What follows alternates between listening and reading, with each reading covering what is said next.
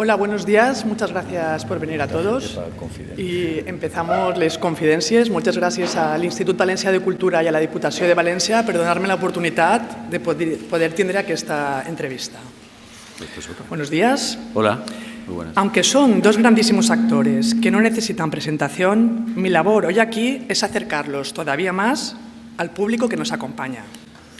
De personalidades distintas pero coincidentes en el talento artístico que los caracteriza, los dos están unidos por su pasión por la interpretación y su innegable compromiso social. Su vocación los ha unido a través de los años en distintos espacios. Los dos fueron compañeros y periodistas en televisión y supieron lo que es tener 7 vidas. Perdóname, Ambos vivieron en la gran inciso, pantalla... Periodista no, él sí, yo no. Wikipedia, lo que hablábamos antes. Siete vidas fue Willy. Pues entonces, disculpar la información, No pasa nada, es no lo que pasa tiene, nada. estamos aquí Son justamente... fake news. Un poquito de fake news siempre viene bien. Vale. Pues ninguna de las dos primeras acertadas. Vamos a ver con las siguientes. Ambos vivieron en la gran pantalla días de cine Sí. y días de fútbol. Sí. Bien. ¿Conocieron a la mujer más fea del mundo? Eso Yo. Willy y yo. Yo. ¿Ah, tú sí? Ah, yo también. O sea, pues sí. ¿Sí? entonces Bien. sí. ¿Y se encontraron también en el otro lado de la cama? Bueno, no nos encontramos. Sí, yo estaba, sí. Ah, pues sí. ¿Sí? Bueno, tampoco voy tan desencaminado. No, Vale, voy a relajarme un poco. Sí, no Pues pasa Martín, nada. mira, ya te... Vale. A ver. En el teatro se adentraron juntos en El fin de los sueños, Sí. por cuya autoría Alberto obtuvo el premio Bueno, Max. antes era... Perdona. Perdona. También que Bueno, pejiguero. sí, es para darle un poco más de chispa, pero Sí. perdóname. ¿no? Sí, no, Antes dime. hicimos una obra que se llamaba Bola de Sebo, ¿no? Y otra ¿Qué te importa que te ame? Sí, Y luego vale. el Hielo de Perdona, fuego. ya está. Ya no Sí, digo. no, era simplemente recoger un poco una síntesis. Sí, me habrán claro. escapado muchísimas.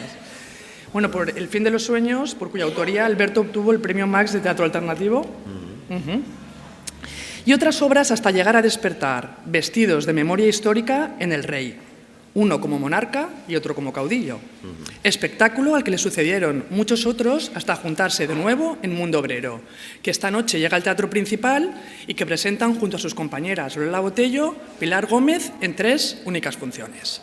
Bueno, como supongo que el público acaba de llegar, igual tenéis un poco que repetir algunas cosas que habéis dicho antes. ¿Qué es Mundo Obrero, además del nombre de una emblemática revista? Bueno, Mundo Obrero aquí se utiliza para referirse al conjunto de las clases populares que viven de su trabajo, es decir, prácticamente todas nosotras y nosotros, ¿no? Y digamos que es la historia de una pareja de enamorados, Pilar y Luis, que se reencarnan sucesivamente en distintos momentos a lo largo de un siglo, del siglo XX y de lo que llevamos de XXI. Son jóvenes en los años 30, son jóvenes en los años 70 y son jóvenes ahora. Y su objetivo es amarse libremente, pero siempre interfiere el momento histórico, el contexto sociopolítico y socioeconómico en el que viven y que acaba implicándoles, en el que se acaban implicando. Y es una obra de teatro musical. Santiago Auserón compuso 7 canciones para esta pieza que interpretamos en directo. Y como ha dicho ella, la pareja de enamorados son Luis Bermejo y Pilar Gómez.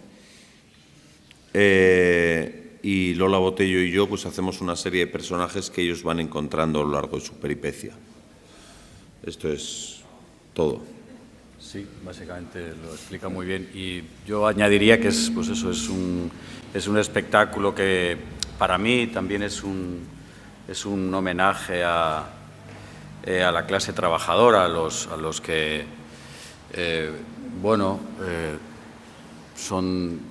vienen del campo extremeño y andaluz, que están muy presentes en mí, con lo cual lo vivo como un homenaje a mis ancestros, a mis muertos, ¿no? Que es un espectáculo muy vivo, que permite intercambiar opiniones con el espectador, con lo cual los que vayáis a venir a verlo esta tarde, pues veréis que hay mucha interrelación, ¿no? No es que sea participativo, no, pero hay escenas, digamos, por ejemplo, hay una asamblea de barrio en los 60 o una clase en un aula a principios de siglo en Barcelona y, en fin, pues el teatro se convierte en esos lugares. O el momento cabaretero, donde también se... También, también sí. Alberto, tú has escrito la obra, la diriges y también la interpretas. ¿Cómo es dirigirse a uno mismo? Bueno, en esta ocasión la han padecido bastante mis compañeros porque en esta vez me excedía, el trabajo excedía mis capacidades. No es lo ideal, pero tengo ese problema de querer estar en todo. Y un poco, sí, un poco controlador. Pero en esta ocasión es que no preveíamos que nos fuera a resultar tan difícil interpretar canciones en directo. Porque más o menos pues nos gustaba cantar en casa y tal, y éramos unos ingenuos y unos irresponsables. Y Santiago hizo unas canciones para que las interpretáramos nosotros, no músicos profesionales, pero aún así lo que nos ha costado es tremendo. A día de hoy más o menos salen dignas. No, aparte Lola Botello es muy buena cantante. Pero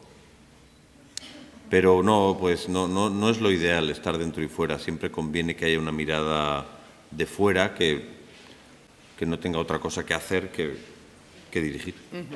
Y Luis, en tu caso, ser dirigido no es la primera vez por Alberto, No. es maniático, Sí, mucho. es muy maniático. Sí, pero tiene algo... bueno, nos conocemos desde hace muchos años y él intenta posibilitar, crear un espacio, una atmósfera, un clima para que como intérpretes liberemos talento. No sé, yo lo vivo así, ¿sabes? Y es verdad que es muy maniático, pero quizá a veces identifico esas manías, con lo cual me aparto un poco y digo, ya volveremos, ¿no? a lo que nos interesa. Y las manías sobre todo tienen que ver con, pues en este caso, que íbamos muy apurados de tiempo, el problema que contaba Alberto de la música, bueno, problema, o sea, que nos trabábamos un poco ahí en la parte musical, ¿no?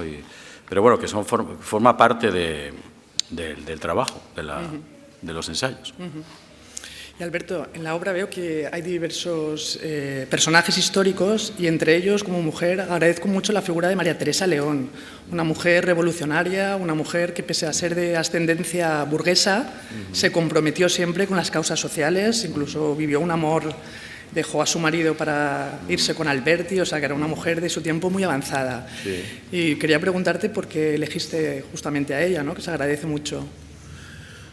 Bueno, en la obra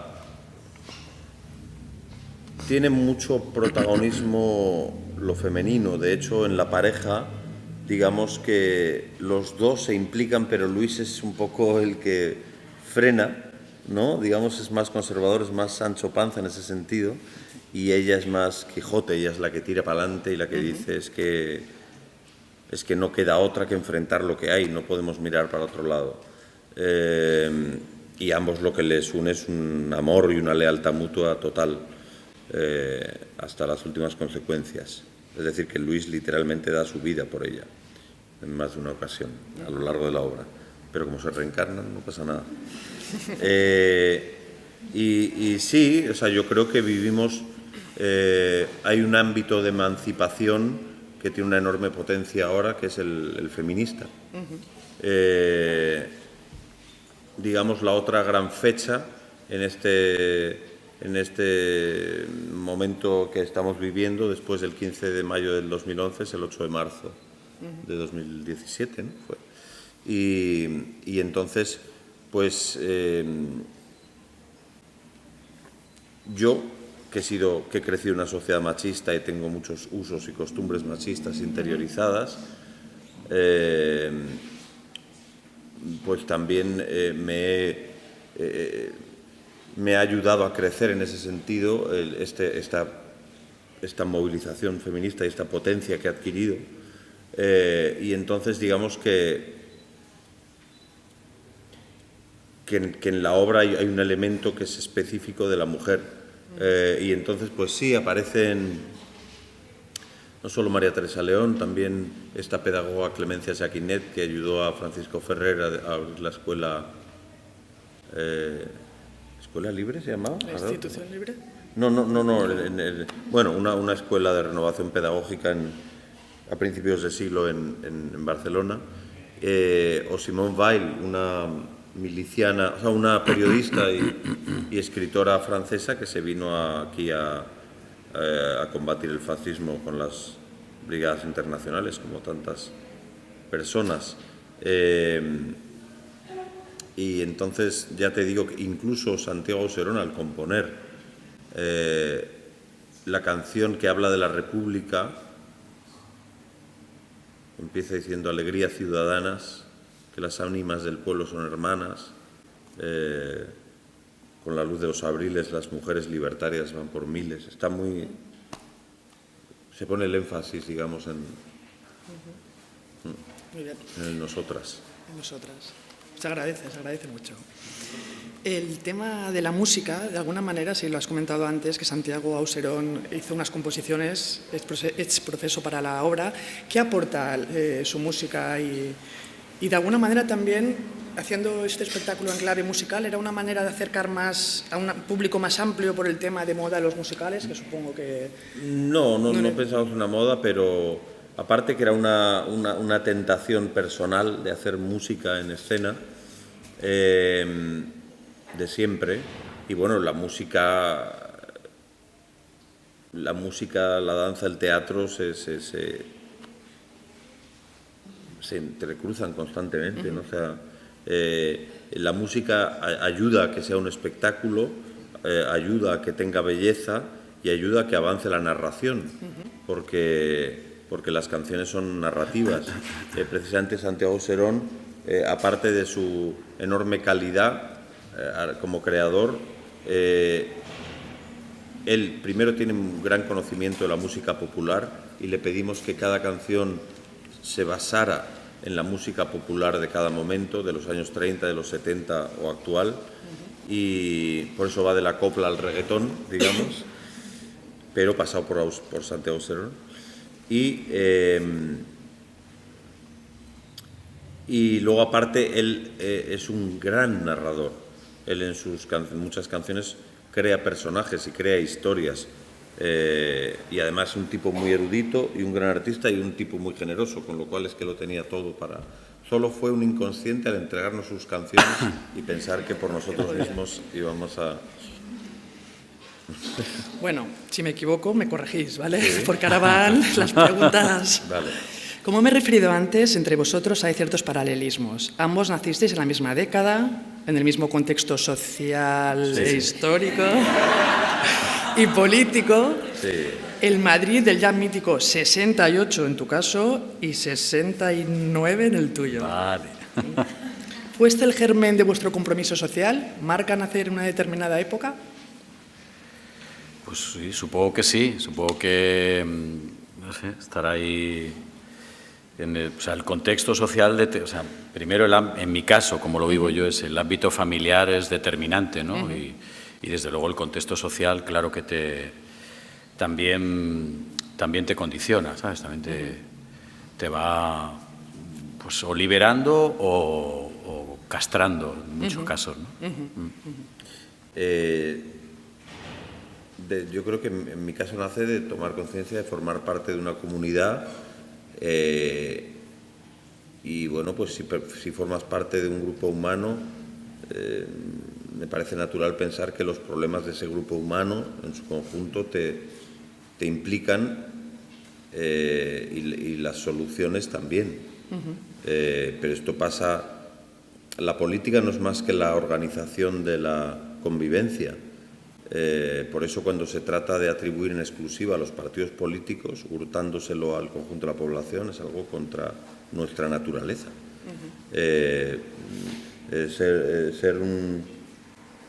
Tener una actitud o una conciencia política no significa necesariamente afiliarte a un partido, puedes hacerlo o no, puedes incluso no votar, puede ser una actitud política,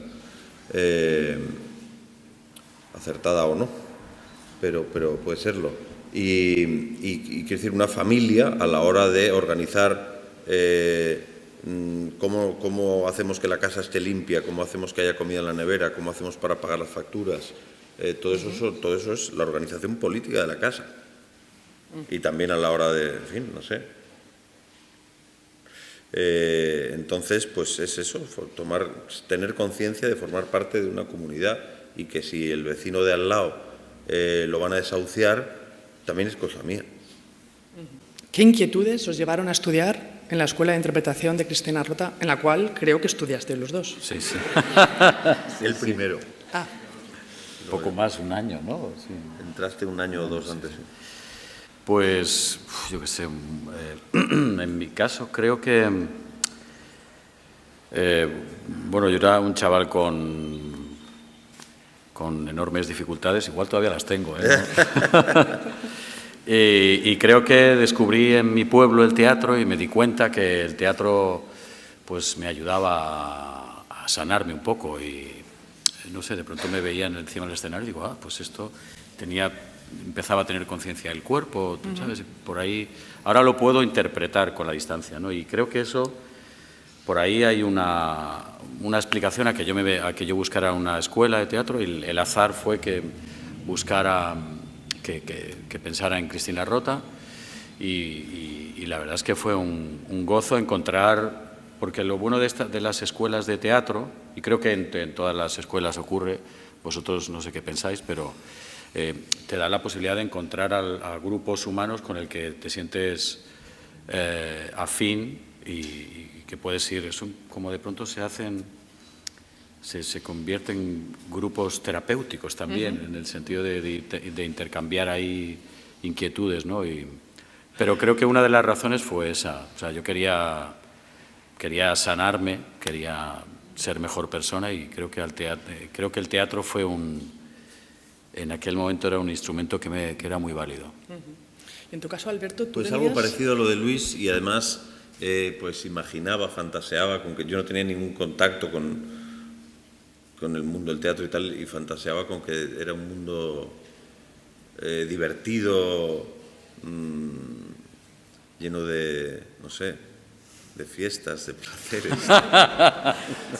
Sí. Porque tú venías del periodismo, ¿no? Tú hiciste bueno, yo había ciencias de la estudiado información. la carrera de periodismo en la facultad y al acabar la carrera me surgió la posibilidad de irme a trabajar a la Expo de Sevilla y lo hice, y a la vuelta con el primer sueldo que había tenido pues me metí en una escuela de teatro. ¿Y abandonaste directamente? No, entonces estuve 2 años trabajando en el Diario 16, porque entré como becario un verano y luego pues me quedé y estuve 2 años. Y entonces iba por las mañanas a la escuela y por la tarde al periódico. Y luego era incompatible, o sea, una cosa o la otra, y decidí... Los dos habéis hecho teatro, cine, como hemos comentado antes, televisión. ¿Cuál es la faceta que os resulta más estimulante, más satisfactoria? Supongo que el teatro. Bueno, todo tiene su satisfacción, pero la verdad es que con el teatro yo lo vivo como es más artesanal, ¿no? Estamos más en contacto. Con esto no estoy diciendo que que no haya trabajos en el cine o la televisión, que no ocurra también, que te sientas también muy vivo, ¿no? Pero yo esta sensación de viveza, por decirlo de alguna manera, que experimento en el teatro es incomparable, la verdad. ¿Y en tu caso? Pues sí, o sea, cualquier formato puede ser maravilloso para contar historias y para trabajar como actor en ellas.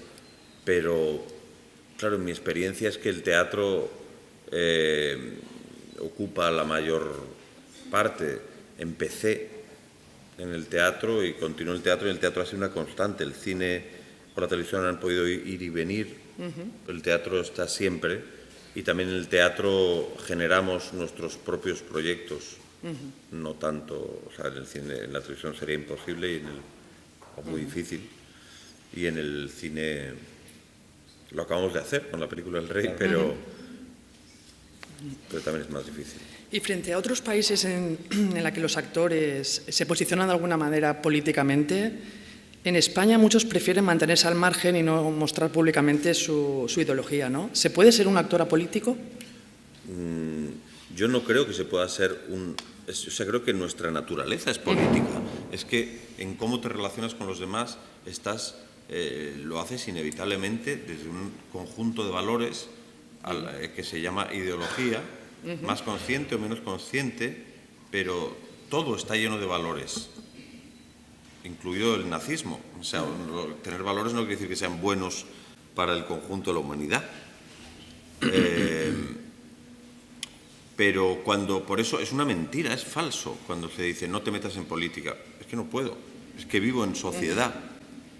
Sí, pero es que es imposible. Otra cosa es ser más claro a la hora... O sea, quiere decir que también puedes meterte en política por la vía de la omisión. Yo no participo. Eso es una actitud política también. Y entonces lo que pasa es que, o sea, contra el franquismo en los 60, en los 70, teníamos una sociedad en una proporción amplia, muy implicada en política y muy consciente de que para ser los dueños de su propia historia tenían que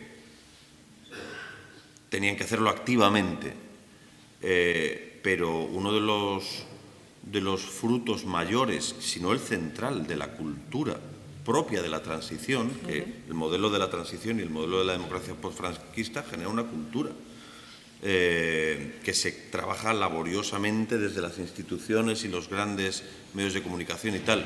Y esa cultura era, a partir de ahora, la política queda en manos de los políticos profesionales, así queda consagrado en la Constitución, que en su artículo 6 dice que la herramienta para participar en política son los partidos políticos, y los ciudadanos votan cada 4 años y se van a hacer sus cosas. Y además, encima con la idea de que esto que nos están robando es que nos hacen un favor. ¿A qué rollo la política?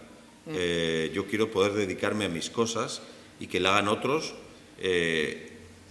Pues efectivamente, pues luego esos otros no son santos, son miserables como lo somos todos. Y roban y ejercen el crimen en distintas... No todos, evidentemente, el sistema en sí. Entonces, no es que yo me meta en política, es que vivo en sociedad y por lo tanto soy un ser político, vivo en la polis, en la ciudad. Pero eso, se creó una cultura o incultura de que la política era una profesión hecha por los profesionales, que no sé cuál es la facultad donde aprenden, quizá las juventudes del partido, no lo sé, o las determinadas universidades financiadas por empresas, no lo sé. Y entonces resulta que ahora opinar de política es ser una persona polémica, por opinar, por hablar, cuando debería animarse a la participación política desde el colegio. Y así se hace, en parte, por la mañana, asamblea, y cómo ha sido tal, no sé qué, cómo ha sido la jornada, y los consejos escolares donde participan los padres o no sé qué. Desde la 11 ya no tienen derecho a voto, pero... Entonces, pero sí, desde luego hay un miedo porque tal es la cosa, que ya no solo te llaman pesado o polémico por participar en política, si no estás dentro de un partido político, sino que puedes ser castigado por ello. Claro, aquí te llaman radical. Puedes ser perseguido por ello, puedes tener problemas. Y entonces hay una conciencia en nuestra profesión de cuidado con lo que hables. Y también, pero ya no es una represión ejercida desde fuera, sino asumida desde dentro. Después de los Goya del 2003, del no a la guerra, hubo mucha polémica dentro de la profesión. Bueno, me acuerdo gente pidiendo la dimisión gente de la profesión pidiendo la dimisión de Marisa Paredes como presidenta de la Academia por haber permitido eso. ¿Está secuestrada la libertad y creación de expresión? Tanto como secuestrada, no. Ahora, siendo atacada eventualmente, yo creo que son ataques puntuales, como aviso a navegantes para decir cuidado. Y luego, quiero decir, que se escandalicen en medios de comunicación o la gente porque Dani Mateo haga una broma con la bandera de España y no se escandalicen ni tomen medidas claras porque 100 personas le esperen a la puerta de un teatro de Ciudad Real para insultarle y amenazarle, eso sí es grave. A ti no te condiciona, ¿no? ¿Nos condiciona ni os autocensuráis? No, bueno, no soy consciente de ello, a lo mejor de una manera inconsciente sí que yo mismo me impongo según qué frenos, pero desde luego yo estoy de acuerdo con lo que dice Alberto, no debemos tener miedo y hay que legitimarse cada una de las opciones que cada uno tenga. Si uno quiere permanecer un poco más anónimo en según qué lugares, asamblearios o no, pues es legítimo, ¿sabes? Si quiere opinar o no, o sea pero desde luego, al contrario de que tener miedo, hay que tener coraje, ¿sabes? Es lo que me parece que falta, ¿no? Sí, yo por supuesto no creo que nadie esté obligado A posicionarse. a nada, pero creo que es necesario que exista los mecanismos de participación para que sea posible y desde luego que se tome como un hecho natural el expresarse, el participar y tal, y no como algo propio de locos o estrafalarios. Pero por otra parte es verdad que, o sea, hay como una demanda a veces o sea, quiero decir, en el ámbito de los actores no hay una especial conciencia política ni conocimiento político ni nada, como cualquier ámbito, como el de los fontaneros o el de en fin. Sí, pero ¿cómo? Hombre, la materia prima del teatro, en fin, de la ficción es supuestamente la realidad, pero no. Y aparte que yo entiendo también, o sea, me parece igualmente respetable el que le preguntan, ¿tú qué opinas de esto? Y dice, yo no quiero opinar. Pues muy bien, claro que no. Porque también es verdad, o sea, yo por ejemplo a mí me quema también el exceso de visibilidad. Tengo ahí una contradicción porque por una parte pienso, hostia, es que la cosa es, sabemos en un momento histórico que tiene mucho peligro y muchas posibilidades también, muchas oportunidades positivas.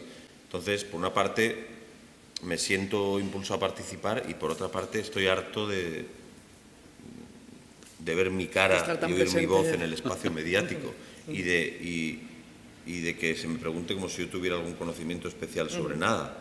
Me gustaría es que fuera más natural la conversación política real, no ese volumen enorme de contenidos supuestamente políticos en la tele que no dejan de ser una dinámica como Sálvame Deluxe, donde todo el mundo se insulta y nadie se escucha, pero hablando de cuestiones políticas. Deslumbrado por los focos y la fama, pocas veces el público piensa en la precariedad laboral de los actores. Sin embargo, el último estudio y diagnóstico sobre esta situación, realizado por la Fundación AISGE, muestra un panorama realmente desolador, ¿no?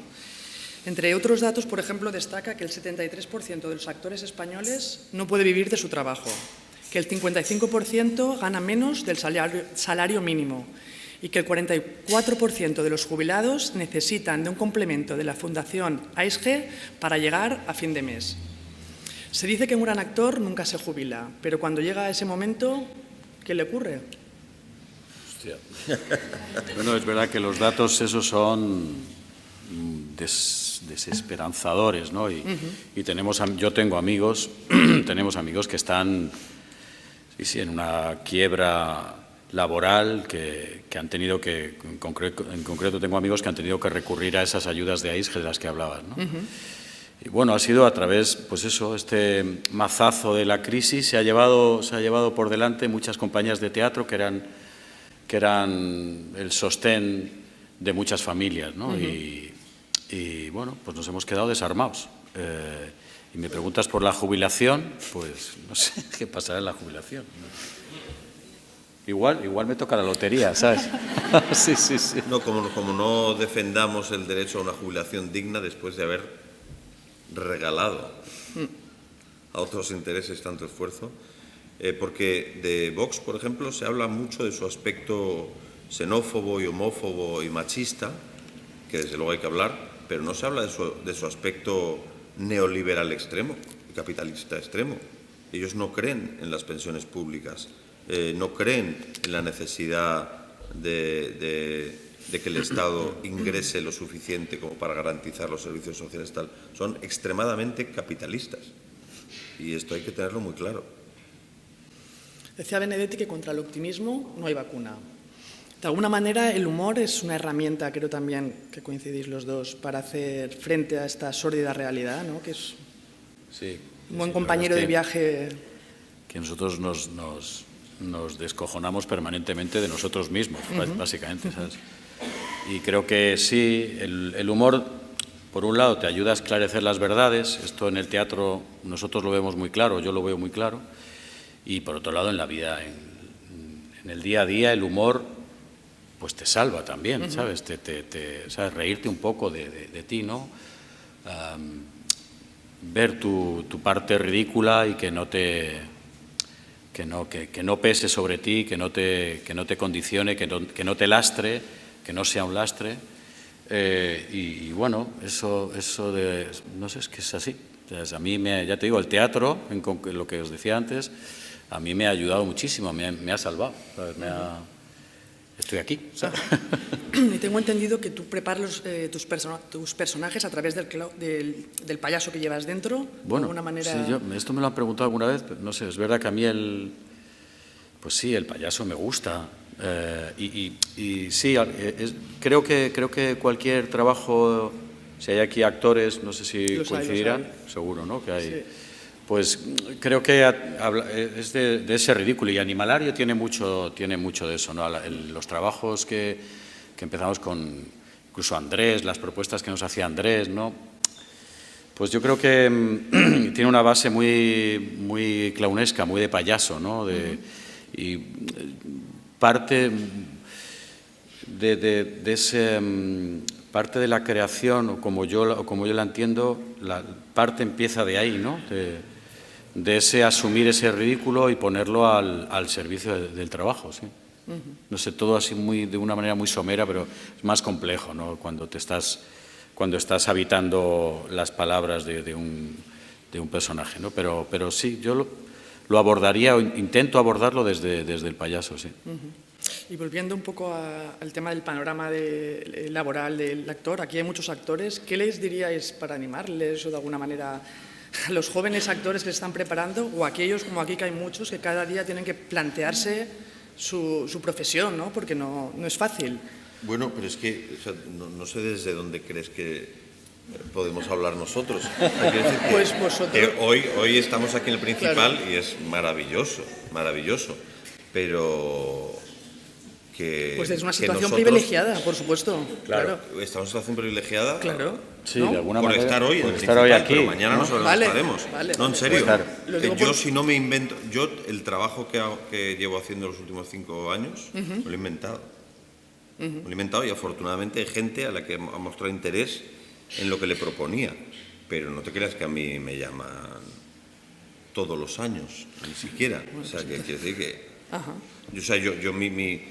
cuando alguien me pregunta... O sea, quiero decir, si es alguien que ya... O sea, solo puedo hablar a alguien muy joven que no tenga ninguna experiencia. A los demás saben lo mismo que yo o más. O sea, pero pues siempre le digo, primero, o sea, cuando me habla alguien que está en una escuela, es que yo solo puedo hablar a alguien que está en una escuela, que está empezando, quitarse de la cabeza absolutamente las fantasías de...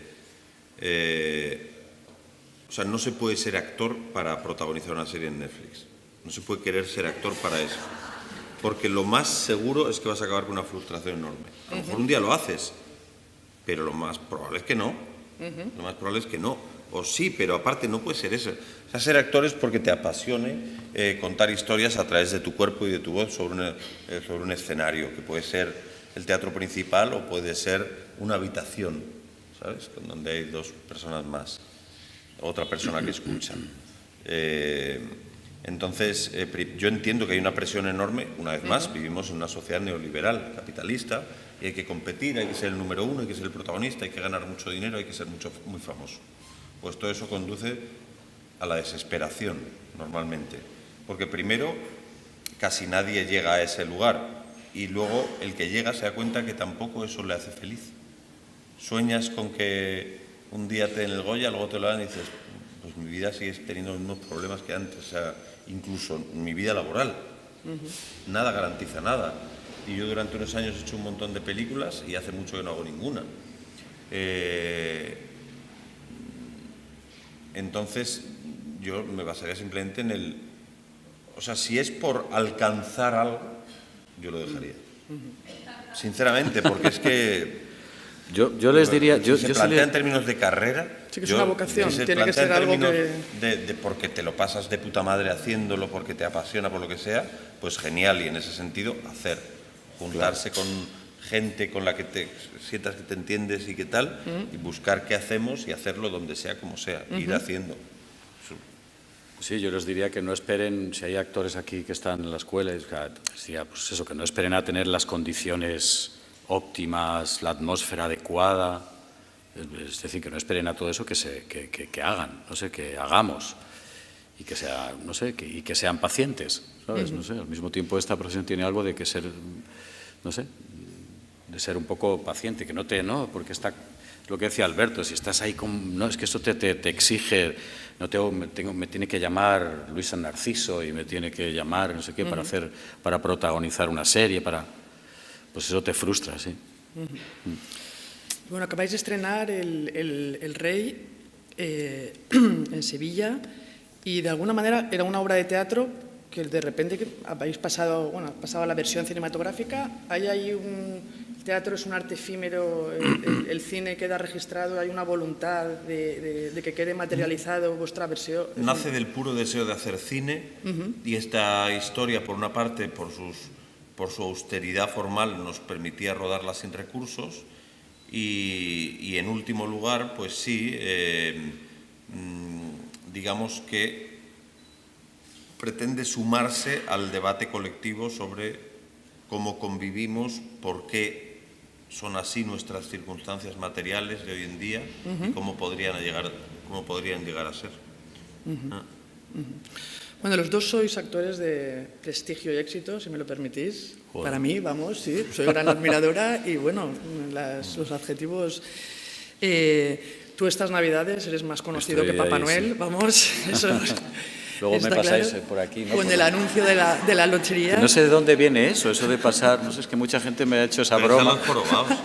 Es a los jorobados. Es a los jorobados, ¿no? Y bueno... No sé, como pasar el número por la chepa, no lo había escuchado. ¿Os incomoda a veces ser tan conocidos, lo que decías tú antes? ¿Llega a incomodarte que te paren, que te reconozcan? Pues yo la verdad es que todavía, me siento muy anónimo, la verdad. Ajá. Me siento así. Es verdad que voy por la calle caminando y hay gente que me mira así. No sé, sí. Y no sé si devolverle también yo la mirada.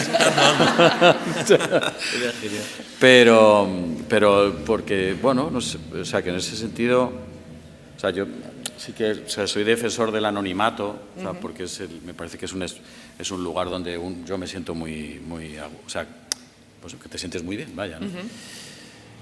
Pero no sé si te estoy contestando, me estoy liando. Sí. Pues eso. Yo voy en metro tranquilamente en Madrid, o sea, no tengo ningún problema. Alguna vez, muy puntual, pues de pronto alguien, porque te vio un día en la tele, pues pesado, pero no. Y luego muchas veces cosas muy bonitas, de gente que se acerca y dice, he visto esto y me gustó mucho, pues se agradece muchísimo, claro. Sí, en mi caso la mayoría de las veces es para decirte cosas bonitas y... Claro, pero en el sentido que tú dices de acoso, de fama, no. Yo creo que eso es ya, o sea, para la gente que está protagonizar una serie de éxito en la tele que dure mucho, eso es el infierno en ese sentido. Y volviendo a la lotería, ¿creéis en la suerte? ¿Habéis comprado lotería? Sí, yo he comprado lotería, la verdad, sí. Y aparte que ahora todo el mundo como para no comprarla, ¿no? Y aparte tengo muchos amigos que quieren compartir conmigo un número, ¿sabes? Con lo cual me voy a arruinar, ¿sabes? No sé, sí. Cada tanto recibo un mensaje. Que lo paguen ellos. No, hay que compartir, ¿no? Hay que pagarlo juntos. Claro, compartir. ¿Cómo entiendes compartir? Sí, no. Compartir es que lo paguen ellos. ¿Y tú, Alberto? Yo compartí porque cuando estrenamos El Rey en Sevilla, alguien compró y luego dijimos, ¿quién quiere que ponga dinero? Sin ninguna convicción ni esperanza, no creo nada en lo que puedo hacer. Muy bien. Bueno, pues muchas gracias, buena suerte y vamos a ver ahora si alguna persona tiene alguna pregunta. Gracias. Abiertos. Pues me gustaría saber esta cosa de que tenéis una carrera ya larga, ¿no? Sabemos que tenemos que para mayores, pero no, que tenéis una trayectoria ya larga en el teatro, en el cine y demás, y sí que es verdad que en momentos difíciles, ¿no? Que llevo 5 años que me llaman,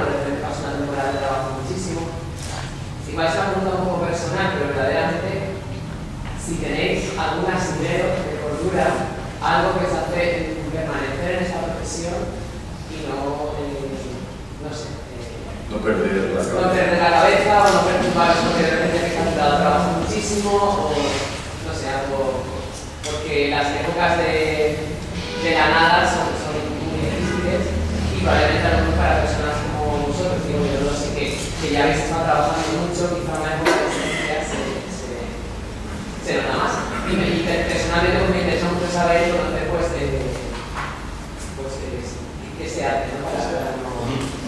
Yo creo que primero de todo, esa tarea tan dificilísima, inalcanzable, y es que el bienestar personal no dependa del todo de las circunstancias objetivas.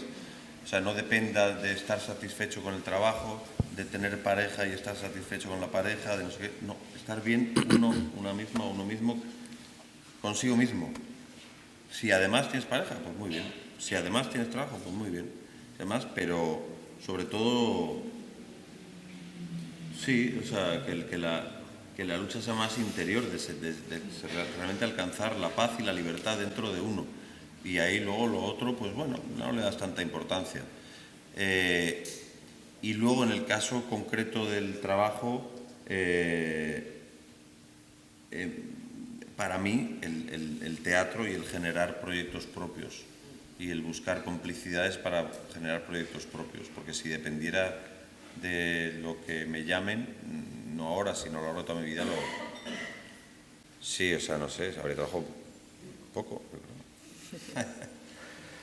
Pues sí, en mi caso es verdad que esa zozobra que tú planteas, yo la tengo por momentos, ¿no? Te entra pues, un punto de miedo, decir que, ¿no? de qué pasa en el horizonte, aunque se vea de fuera, ¿no? Pero es que, joder, Luis, qué éxito. Bueno, pues yo también tengo mis zozobras y pues lo que hago es, pues bueno, en mi caso, pues voy a mi terapia y no sé, me trabajo lo personal, ¿no? Y que eso no me, esos fantasmas no me condicionen ni me coarten el seguir adelante, ¿no? Y en ese sentido también tengo el teatro para poder seguir avanzando, seguir descubriendo, seguir creciendo como persona, con ser mejor ciudadano, mejor persona. Y claro, el teatro también, o generas tú cositas, aunque sean pequeñas, lo que sea, claro. o Sí, si sí. no dependes también de que te llamen. Claro, pero sí, sí.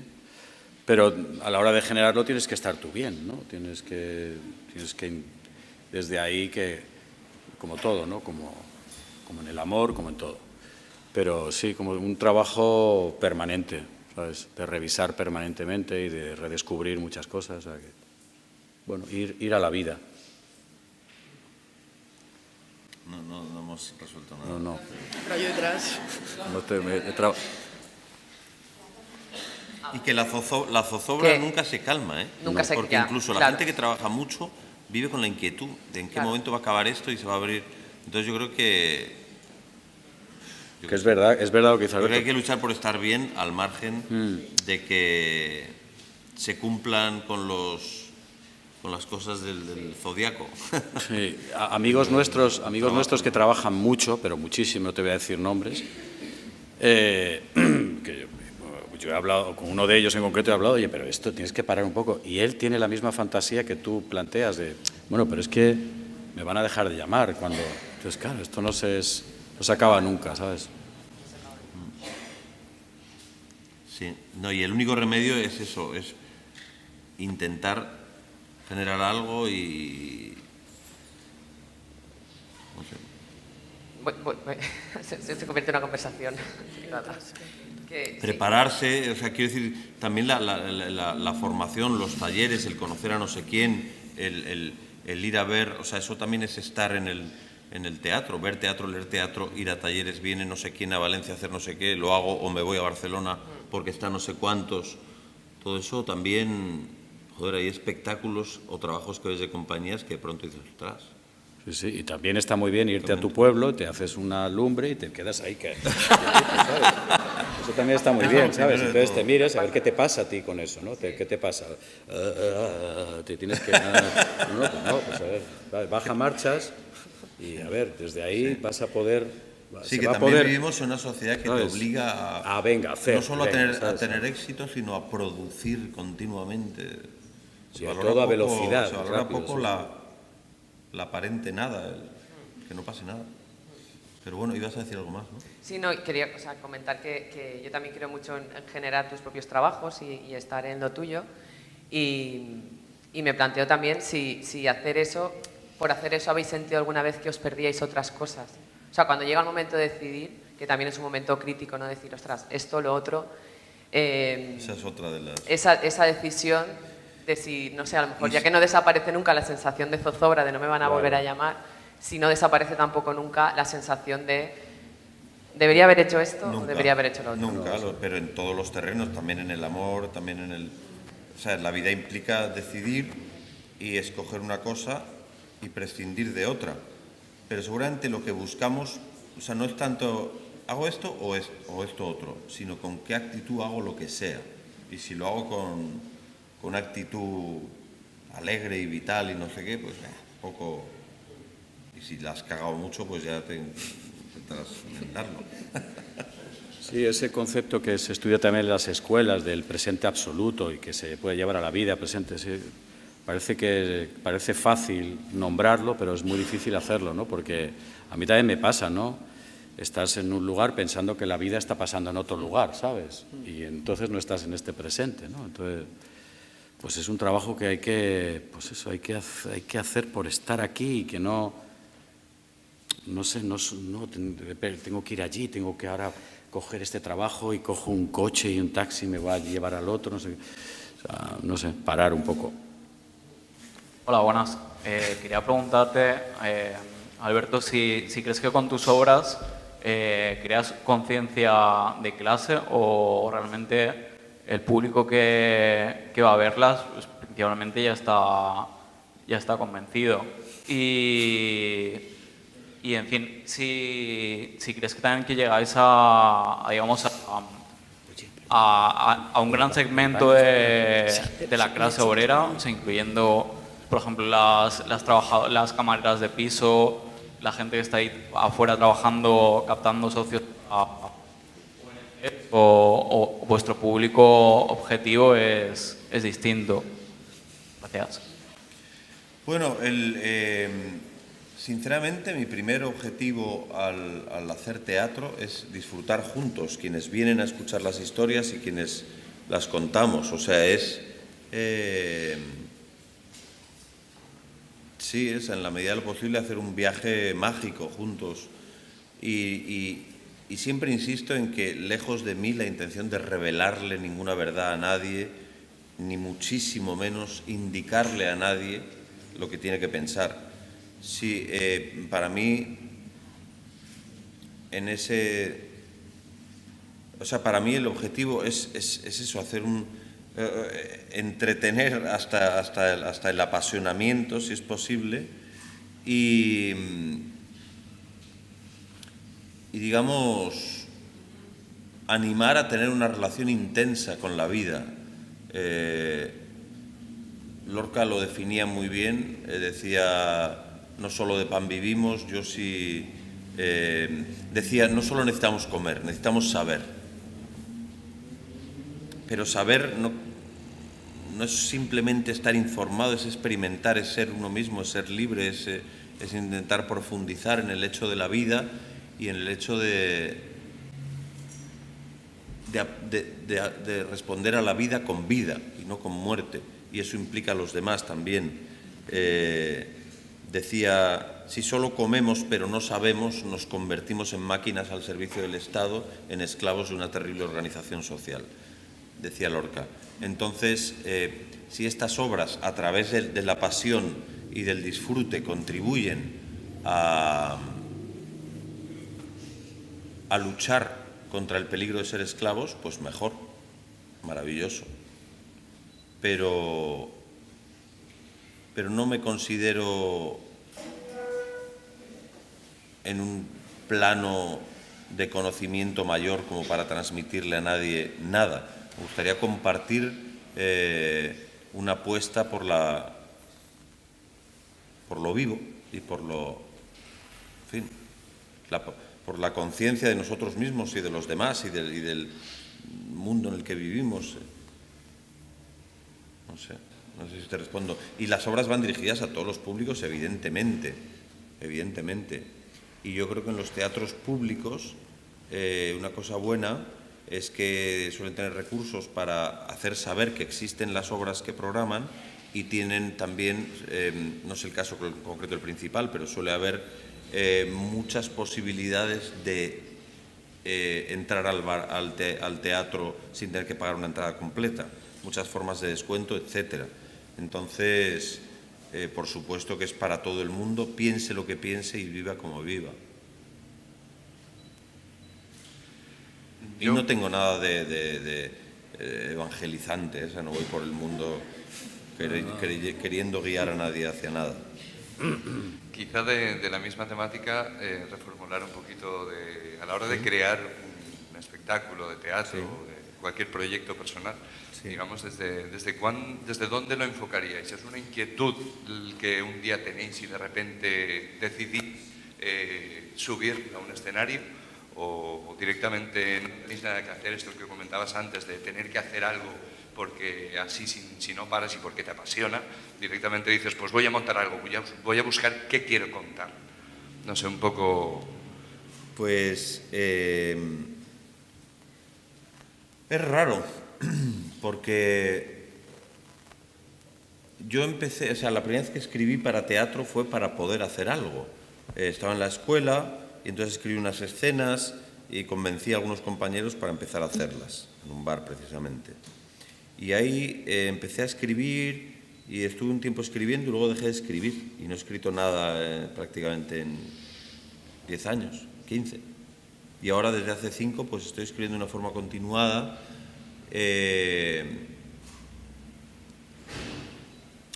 y sobre una temática más bien específica que es nuestra historia.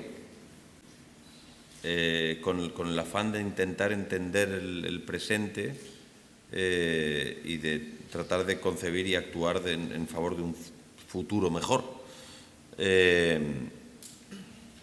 Pero me gustaría seguir escribiendo porque me gusta, me da mucha gratificación, pero no sé si lo haré o no. O sea, y no sé cómo... No sabría responder a eso. O sea, no tengo ningún método ni para generar argumentos ni ideas. De hecho, me gustaría hacer un espectáculo de cuentos, de contar cuentos, y llevo un tiempo pensando en escribir cuentos y no se me ocurre nada. Así que...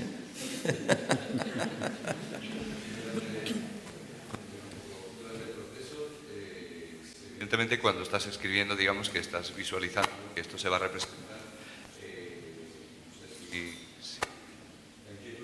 De la gente que nos dedicamos a esto es un poco el de que funcione, que llegue, el tener en cuenta, digamos, el hecho, pues, digamos. Sin embargo, no abandonar la idea original se tiene todo el proceso, en todo el proceso se tiene en cuenta, digamos, tanto producción como la idea, que no se abandone. ¿Esto lo tienes presente a la hora o él también? Sí. Bueno, yo creo que se puede trabajar de muy distintas maneras. En Animalario alguna vez hemos trabajado simplemente juntándonos en un mismo espacio, dirección, elenco, escenografía, autoría, etcétera, y alguien plantea una idea y se empieza a improvisar y cada uno cuenta experiencias personales, se habla mucho, se plantean improvisaciones y siempre acaba saliendo algo, siempre hay cosas que nos rondan la cabeza, pero otras veces se ha cogido un texto ya de la literatura universal y pues esto. Otras veces se ha hecho un encargo, no sé. Andrés Lima trabaja mucho, por ejemplo, quería hacer un espectáculo sobre el golpe de Estado en Chile en el 73 y lo va a hacer, lo estrena esta primavera. Después de años de estar dándole vueltas por dónde abordarlo, a él como director se le ocurría que el lugar donde transcurriera fuera el estadio de fútbol donde encerraron a la gente que cogieron presa en esas jornadas del golpe de Estado y que torturaron y desaparecieron a tantas. Y bueno, luego llama una serie de gente,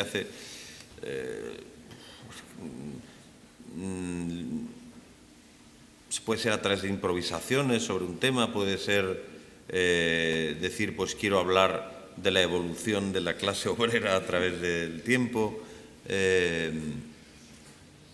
No lo sé, la verdad es que yo soy muy poco metodológico y tengo muy poco racionalizado la forma de trabajar. Pero hay tantas formas de trabajar como personas o grupos de personas que se pongan a ello. Y no sabría decirte porque no hay un método. En estas últimas obras siempre mi método de trabajo ha sido un periodo largo de documentación previa, de lecturas y conversaciones y tal, y luego con eso escribir un texto. Y ese texto dárselo a algunas personas de mi confianza y con sus opiniones hacer cambios y luego ya directamente dárselo a los actores y empezar a montar directamente, pero no tiene por qué ser así. O sea, tú has dirigido unas cuantas obras. No, y aparte con Animalario era común que era como que lo que salía. No sé, ya sé que es un poco abstracto esto, pero bueno, no sé por qué te estaba escuchando, estaba recordando. ¿Alguien de aquí vio un espectáculo que se llamaba Penumbra? No, bueno, es que si no lo entenderíais. Penumbra al final era un espectáculo muy, muy extraño, muy entre performático y muy con una puesta en escena donde yo sacaba un títere que era yo, era todo muy, éramos muñecos. Bueno, pues este espectáculo cuando empezó en su origen a la hora de trabajarlo, Andrés, Alberto, Juan, todos los que estábamos, Willy, Nathalie, todos teníamos la intención de que fuera un espectáculo, queríamos hacer un espectáculo comercial, que moviera a la gente, que llenara el teatro, en fin, que nos sostuviera en el tiempo, nos sostuvo, pero desde otra manera, ¿no? Porque era un espectáculo bastante muy bizarro y muy difícil. Entonces, lo pongo como ejemplo, si lo hubierais visto lo entenderíais mejor, lo pongo como ejemplo de que al final nace con unas intenciones y acaba siendo otra cosa. Pero bueno, siempre es así, ¿no? Casi siempre, ¿no? Vale, tú no. Y por aquí había otra pregunta. Yo, para concretar algún detalle de la obra que vamos a descubrir esta tarde, esta noche, sí que me gustaría preguntar a Alberto. He leído muy poquito porque quería descubrirla, ¿no?, directamente, pero sí que he leído que sucede en diferentes escenarios de Madrid. No, de Madrid, de Barcelona, de Extremadura, Entonces, realmente, si esos escenarios, esa selección de escenarios responde a la documentación y las lecturas que has tenido previas, o también hay algún vínculo personal o algo de tus experiencias que también hayas llevado a la historia, por un poco conocer un poco más. No, depende, ha surgido de la documentación. Al principio es la pareja primera, la obra empieza con dos niños que llegan con sus familias, una de Extremadura y otra de Huelva, del campo, y llegan a la ciudad, a Barcelona, para trabajar en la industria, en la construcción, sus padres, y ellos entran en la escuela. Y esos niños son jóvenes en los años de la República y de la Guerra Civil y de la posguerra, bueno, están cumpliendo años. Y esto se localiza en Barcelona y en Extremadura, en el campo. Y luego lo siguiente ya es en Madrid, y lo siguiente no tiene, bueno, hay una escena que podría ser en cualquier, no sabemos, y luego en Madrid porque es en el Congreso de los Diputados. Pero no hay nada así por cuestión personal. Bueno, pues con estas reflexiones de teatro y de vida cerramos las confidencias y os agradecemos mucho haber estado esta mañana, que venís de Sevilla, tenéis una vida muy ajetreada y os agradecemos mucho haber compartido vuestro tiempo con nosotros. A ti, muchas gracias. Gracias a ti, gracias a todos.